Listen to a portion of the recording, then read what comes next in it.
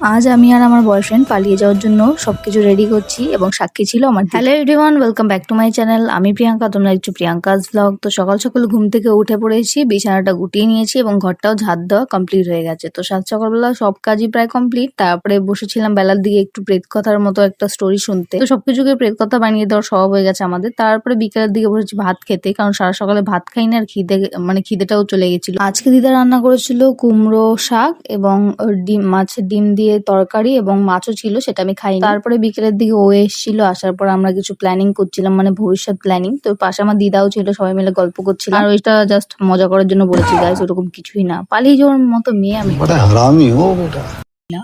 যাই হোক, তারপর ওদের বাড়িতে গেছিলাম। এখানে গাছের ড্রাগন ফ্রুট হয়েছিল, সেটা আমার জন্য রেখে দিয়েছিল বাঁচিয়ে, যেটা আমি নাকি গিয়ে তারপরে নিজেদের গাছের ফল খাওয়ার মজাই আলাদা। তো আমার তো বেশ ভালো লাগে, কিন্তু এটা আমি ফার্স্ট টাইম নিজে হাতে কাটছি। এর আগে সাদাটা আমি খেয়েছিলাম, কিন্তু নিজে হাতে কখনো কাটিনি। সেটাই তোমাদের দেখালাম। তার মধ্যে আমি একটা টেস্টও করে নিলাম। আর আমি চকলেট খেয়েছিলাম বলে প্রথমে ফ্লেভারটা বুঝতে পারিনি, তাই ওরকম বলছিলাম যে তো চকলেটটার জন্য আমার মুখটা খারাপ হয়ে গেছে। যাই হোক, তারপরে বাড়িতে চলে আসার পরে এখানে মা করেছিল আলু ভাজা এবং শুকনো লঙ্কা, তো পেঁয়াজ দিয়ে খেয়ে নিলাম। ভিডিওটা কেমন লাগে একটা কমেন্টে জানিয়ে দিও। ভালো লাগলে লাইক করো আর চ্যানেলটাকে সাবস্ক্রাইব করে দিও।